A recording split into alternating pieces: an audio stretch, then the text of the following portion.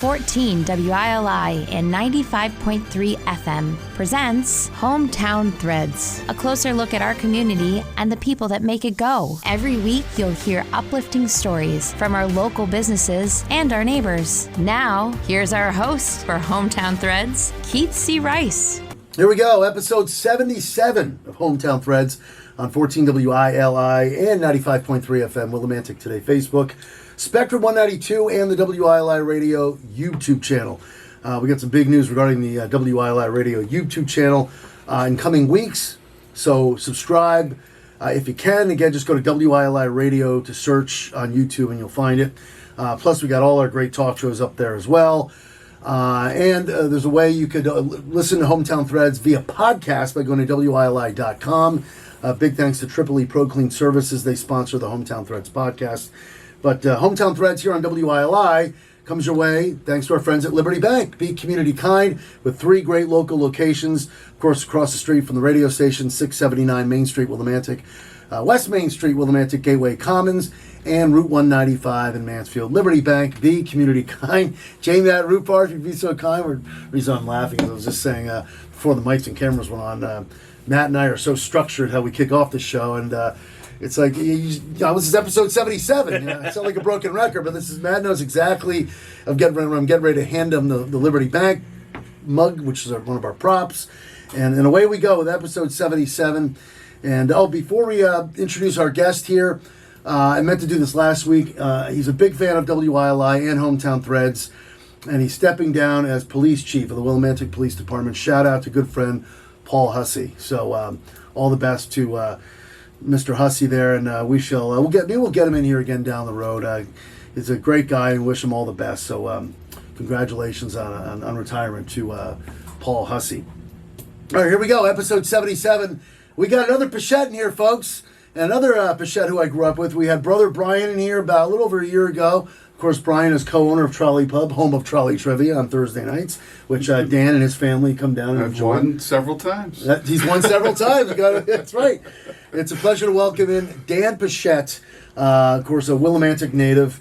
And it's great to have you in here. Thanks for having me, Keith. And we're here to talk about a big cornhole event, an annual cornhole event that you put on every year.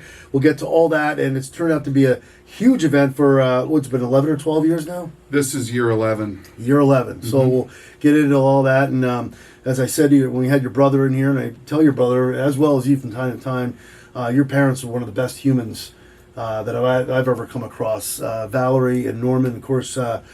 Ironically, we live right across the street from where you guys grew up. My wife and I, over there in Wyndham Center, and that cul-de-sac I know will always be special to you, right?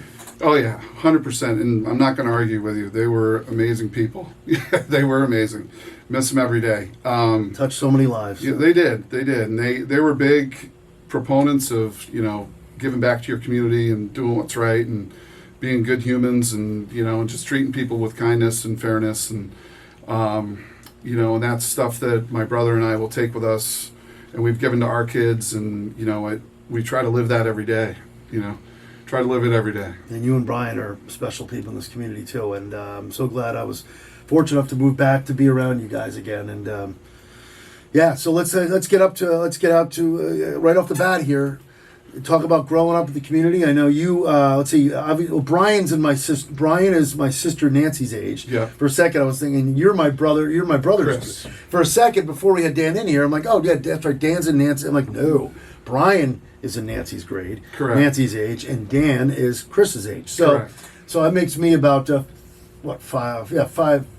70, he was born in 72, 77. 77. So we're 5 years apart. So we still grew up together. The Rices and the Pichettes shared many great moments. So, again, St. Mary, St. Joseph School, right? Yeah, Go from kindergarten all the way through. So, yeah, that was a good time of life. Now, you went, you completed. You went all the way through. All the way through. Yeah. And I went 2nd through 6th. I believe Nancy and Christopher went all the way through.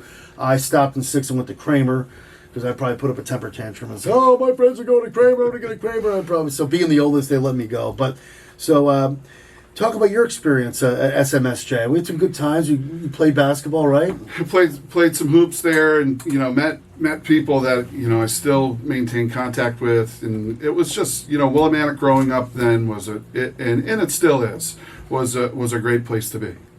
I remember fondly riding my bike to and from school or walking home with a group of people, the Hill section people, the Turners, the Bushes, myself. We would walk home. School was great. It was small, made some really, up until my adulthood, I've lost track of a lot of people now over time, but It happens. It happens. But, really fond memories growing up as a kid. Every time I drive up High Street, I think of your family again. Yeah. It's weird. I like. Wait, let me see if I can get the number right.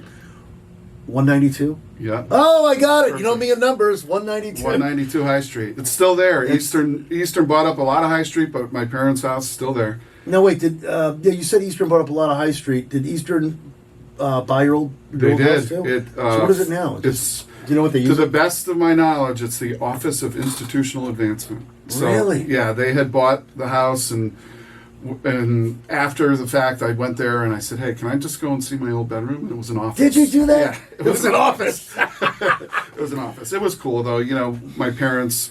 We were lucky enough to have a swimming pool, and they covered that over, and it's a parking lot now. But it's all good. Life changes and changes come, and we moved out when I was midway through 8th grade out to Wyndham Center. I was about to ask you, when did you move into that house? Yeah. That, as I said, we live across the street now. So it was you're in middle of 8th grade. Middle of 8th grade, yeah. We Wow. moved out there. So That's a beautiful home too. Yeah. Your parents had that built. my dad was the general contractor. on Get the out! house, Yeah. I don't know if I knew that. He was. Yeah, he was for sure. And they built it. I remember him going and clearing the lot, and he had a builder come and build the house, but he was the GC, and but I have to be honest, Keith, 192 High Street's my home. Really? Yeah. As much as, As much, you have and memories of that I other can home. guarantee you my brother would say the same thing.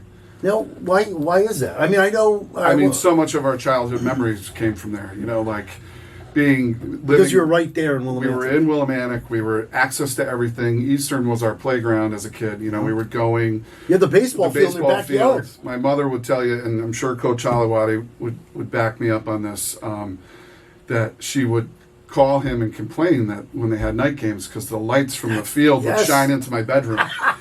And she'd say, "Bill, you're keeping my kid up." And I could it see her goes, "Valerie, saying what that. do you want me to do about that?" Did she really do that? She though? really did that. And every time I drive by that house, I would think the same thing. Like, man, they're kind of lucky in some Yeah. regard because the baseball field, the old alumni field, was basically you could probably look out the window and watch some of the game. Oh, Right? 100%. We were really close to the field. We would go over daily and watch people play. And, a lot of local people played for Eastern, when they won the World Series, the first World Series. My brother was a bat boy on the team. Was he really? He was. Wow. Yeah. So, we had, Willimantic was, it was amazing. You had that. I think you had a basketball court in the driveway. I'm sure you had all. We did. We had a basketball How court. many games, legendary games, you had that? There were legendary Go ahead, name games. some kids that Lots of legendary arguments happened. Any fights? Probably. So name some of the group that we all mixed with back. So in the we were not next door neighbors, but one house removed was Mark Triber and his brother Oh, Matt. sure, the Tribers. Attorney Triber in town. They live there. So Mark, we spent a lot of time playing there. Nick Liapez would come over. That's right. Paul Gitchitz would come over. Rob Larnard would come over. Yeah. We would we'd have a lot of fun playing. It was great. The Turners would come The by. Turners, they lived right around the They corner lived too. Yeah. on Chestnut Street. So if you couldn't get a game going at the Y, just shoot down at the Yeah. Bichettes. Yeah, it was fun. Wow, and your brother turned out to be a very good basketball player. Him and Nick are still very tight. They are very good friends. And did you now take us through your years? You leave, after 8th grade, St. Mary's, you go on to St. Bernard, right? St. Bees. St. Bees, which I wish I started their freshman year. Anyway. At one time, no, you weren't. It was Brian and I were all carpooling. Brian, Yeah. Nancy, and myself. That's right. Your father and my parents, we'd all. Again, I'm getting the ages mixed up. So you started at St. Bernard. You did 4 years there. Did you enjoy your St. Bernard? Oh, it was amazing. Did you play sports? I did. I swam. I played a little football. And the best part about St. Bernard's, and I have lifelong friends to this day. As great as Willimantic was, I met so many people and had access to so many different things in life. Like my best friend in the world is from Montville. I never would have met him, had I not gone to St. Bernard's. I had great friends from East Lyme and from Waterford and from Mystic. And, in life, you have to, and my mom would tell you this, you have to take things as they come, and everything's going to work out, and there's a reason for everything. So, my very good friends, as I was mentioning, my wife and I are godparents to his children, so it's just an amazing experience, and St. Bees is something that I would never ever take back. Right? It was an amazing. Yeah, and a lot of Willimantic people also, including us, also went down to St. Bernard. Mm-hmm. A lot of kids in my grade, Keith Botwell, and let's see, I want to say Wendell Wilson. Did he go to St. Bernard? I can't remember. Wendell didn't, I don't think. No, there are a lot of Willimantic people, even at my age, that went to St. Bernard's as well. So, but you're right. It's fun to meet people outside our community, and so we did that. Dan Pichette is with us, Willimantic native Dan Pichette, and what are you doing now? So, I'm sorry, you after St. Bernard, where'd you end up going to college? I ended up going to Central, and I'm not too proud to say that was a pretty rocky start for me. Oh, really? It didn't work out the way that I had hoped, but I will tell you, and you're going to see throughout this interview that I talk a lot about my parents, right? Like, my parents never gave up on me, and I made some mistakes, and they were always champions in my corner, and were they always happy about the mistakes? Absolutely not, but they never gave up, and they wouldn't allow me to give up. So I had some bumps in the road, and I ended up ultimately getting my associates from Quinnebog, right across the street. Yeah. And then I went off to ultimately getting my bachelor's from Eastern, and then I got my master's in education. I was a social studies teacher for 10 years. I got that from UConn, and I also got my my administrative degree from UConn as well. They got to be so proud of you. They're looking down. Look at you. I hope so. So in the beginning, you said, and I want to get to what you're doing now, but what was? You don't have to get into it in major detail. What was the rocky start briefly about you're starting off at Central? I was politely asked not to come back because of my grades. Yeah, that happens. That happens. I almost flunked out of Northeastern. Yeah, it is what it is. But you turned it around. I did. Was there a particular moment? I know you said your parents had a lot to do with it. Do you remember one particular moment that just helped you turn the corner? Well, I think when it became, it was on my terms. My parents had pushed it and wanted it, and they had said to me, "Listen, you're going to go out and you're going to do it yourself, and you're going to own the part of the process." And once I did that, and I realized what all went into it, and it wasn't because I was doing it for somebody else; I was doing it for myself. And my parents were still behind me and pushing me to do it, but still I had a purpose and a reason for doing it, and that was the light switch. Good for you. Now, let's get to what Dan Pichette is doing now. Tell us all about it, because I'm so proud of you, too. What are you doing? So, professionally or Well, we're getting professional, yes. Okay, so I'm an assistant principal at Rockville High School in Vernon. How about that? So I taught for 10 years at East Hartford High School, social studies. I loved my time there. It was great. Met a lot of good people there, a lot of good kids, great experiences. Doug Wiggins was one of my students. Really? Yeah, he was one of my students. So he's been a teacher, now he's an assistant vice principal. Yeah. Talk about a success story. Well, Keep going. I try, Keith. And, I try to teach my students. I tell them my story very openly that, you can make mistakes and you can bounce back from them. But the object is to make mistakes that you can bounce back from, not mistakes that you can't bounce back from. That's right. What's that expression? If you can't succeed without failing, or something. Correct. I can't remember the exact quote, but absolutely. So Rockville High School it's an awesome place, great community. It actually reminds me a lot of Willimantic. It's got a very diverse mix of people. Our athletics are great. Our academics are great. The staff is great. The kids are great. Are we perfect? No. Do we strive to be perfect? Yes. And that's all I can ask for, right? So it's I love going to work every day. I love working with kids. I love working with the staff. So it doesn't feel like work. right? Absolutely. It's great. And I love seeing more and more of you at you and your wonderful family come into Trolley Pub for Trolley Trivia. It's been almost every week now. Looking Yeah. forward to that. So let's not break that streak. Let's keep winning it. I have more Block Island passes, by the way. This week. Great. Episode 77 of Hometown Threads on 14 WILI, 95.3 FM, Willimantic Today Facebook, and all the other platforms I've mentioned. Spectrum 192 and the WILI Radio YouTube channel. Brought to you by Liberty Bank, Be Community Kind. All right, congratulations on everything you. you've accomplished, and Appreciate what a that. run it's been, and just keep It's it been going. great. Now, let's get into what's been going on. Let's, you know what? Before we get into the whole big event you got coming up in September, you've been doing for years in honor of your mother. Give a shout out to your wonderful wife Megan and your family. Tell us about how'd you meet Megan, by the way?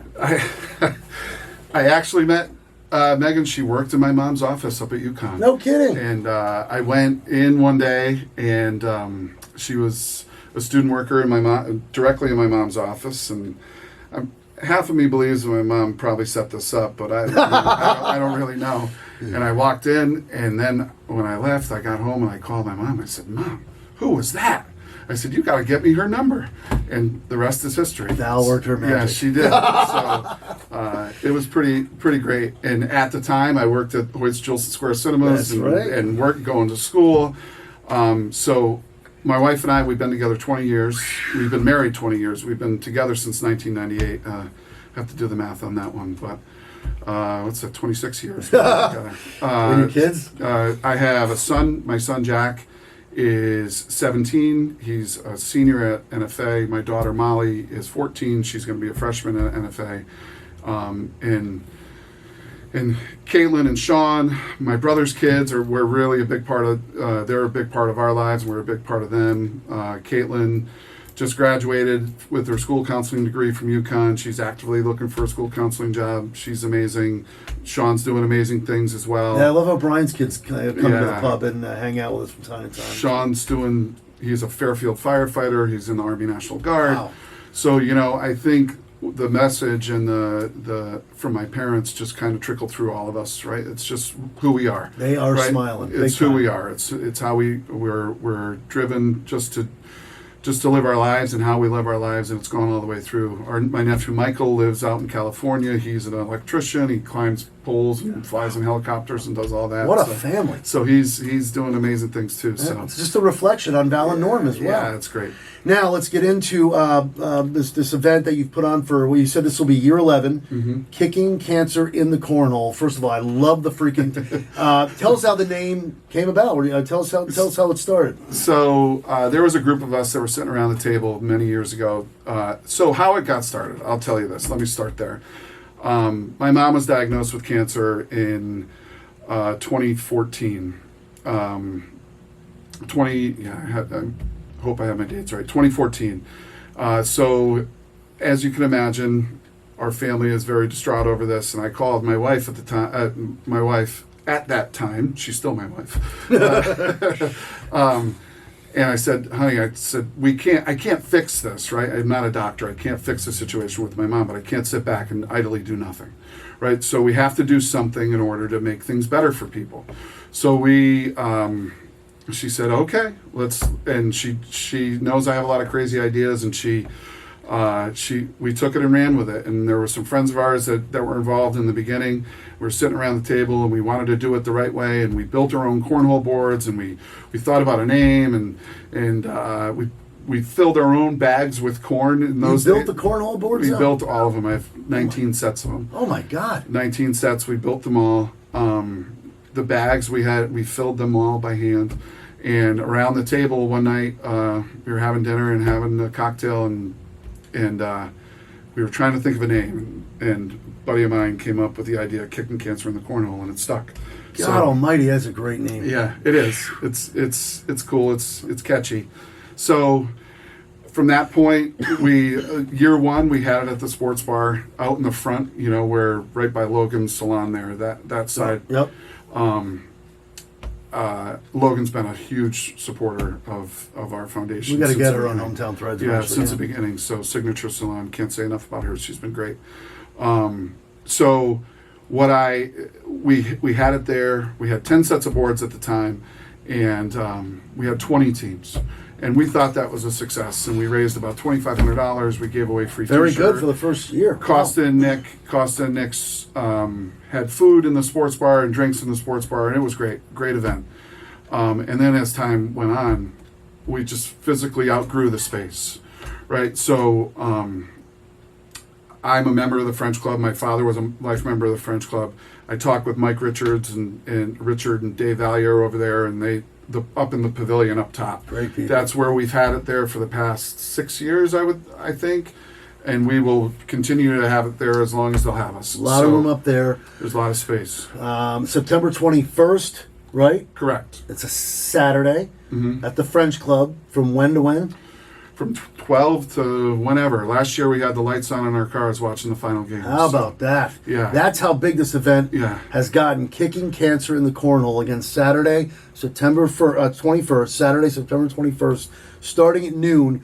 But for people who want to register, can they register in advance? Or if they want to just show up and register, how's that all work? We'll take it any which way. If we just want people to come out and have a good time and support our foundation. Tell us about the foundation, VJP Foundation. We have a website, kickingcancerinthecornhole.com. Oh, that's right. kickingcancerinthecornhole.com. And we have a Facebook page with the event posted on that. You can follow us on there. You can register directly on our website. So a little bit of the story, and Take your time. we're good on time. A little bit of the story. So I had said earlier that when we started, we had given the money directly to American Cancer Society, and that was great. And they were super nice to us about it, and they were very thankful. But then, we started to reflect, and both my parents had received treatment at St. Francis in Hartford, and I reached out to their patient care foundation, or whatever you would call it, a woman by the name of Whitney Hubbs Dion, and I reached out to her and I said, hey, listen, we have this small tournament, we want to raise some money and give it directly to people that are in need. So Keith, we don't ask questions, right? We don't. If you reached out to me and said, hey, I have a friend that needs this, no questions asked, and we give you a direct give to them. So we wanted that was originally our idea. We didn't want it to be Cadillac payments for doctors or researchers. We didn't want it to go towards research or to keep any kind of hospital day-to-day operational cost. We wanted it to go directly to patients. And we have been sticklers about that, and since the beginning, because my parents were very fortunate. They had good health insurance, and a lot of people don't. And it's a horrible decision to choose between keeping your lights on or feeding your kids or receiving the necessary treatment to keep yourself alive. So it's the VJP Foundation. Obviously, it stands for Valerie Jean. I was going to say Jean. I was going to say Valerie Jean Pichette, the VJP Foundation. And how would people, how they can look that up online too? That's on Facebook That's as on well. Facebook as well. We have a website. I'm still working on the website because this, as you heard earlier, this is not my full-time job. I have a full-time job. You do such a great job of this. So I appreciate that. So the VJP Foundation, now we've shifted away from St. Francis and from American Cancer Society, and we distribute all the funds locally here in Willimantic. I live down in Norwich, so it's really the Eastern Connecticut community. We give in 3 buckets. We direct give to people in need. If Keith, you reached out to me and said you knew somebody, we would give. If we also do scholarships for high school students, because as you know, education is so big for us in my family. We give scholarships for high school students that have been impacted by cancer. We give six $500 scholarships. And we also direct give to local hospitals, but it has to be for something specific that's going to improve patient care and improve the lives of people dealing with cancer. Okay, so once again, to put a bow on this, kickingcancerinthecornhole.com, September 21st, starting at noon at the French Club. You can register by going to the website or Facebook, and VJP Foundation, you can also look that up on Facebook as well if you want to ask any questions about that. Dan Pichette, before we wrap things up, I know your parents have, you're going to thank your parents again right off the bat, as I would too, but if there's anybody else you want to shout out or show love to who's really been a big supporter for you in this journey. Oh, for sure. You know, I could not do this without my wife, Megan. She's the love of my life. I couldn't live without her. And she's been so instrumental with this. My kids have been amazing, an amazing part of this. My brother's been an amazing supporter. Dick and Jane Smith, Rodney Coriarty, all the volunteers that we have. The French Club has been amazing. Nick and Costa at the sports bar and Manny were amazing at the start. So, you know, this is really a community event. But we're more than just a cornhole tournament, you know, and we continue to start to grow and follow our mission and do what's right for people. So thank you, Keith. Keep doing great things. I'll probably be seeing you on September 21st, and maybe I'll see you this Thursday night again. Yeah, maybe. Dan Maybe. Pichette, I got to tell you one last thing. Before your father passed away, he invited Marianne and I over, and he told us a lot of stories about you guys growing up. I'm sure. A lot of good I'm sure stories. there was a lot of good ones. All right, great to have Dan Pichette in here. Another Thanks for having Pichette. me, Keith. Oh, and I love you. The parents, Val and Norm, rest in peace. Just wonderful people. So, thank you to Liberty Bank, Be Community Kind, Triple E Pro Clean Services, J. Matt Rupar, and thank you for listening. Thank you for watching. Episode 77 in the books, and in the words of the great Roddy McCumber. Bye for now, folks. Bye for now. And that concludes another edition of Hometown Threads. Got a story for Keith? Reach out to him on Facebook by searching Keith C. Rice or email him at krice@hallradio.net. Don't forget to tune in next week on 14 WILI and 95.3 FM, as well as the Willimantic Today page on Facebook.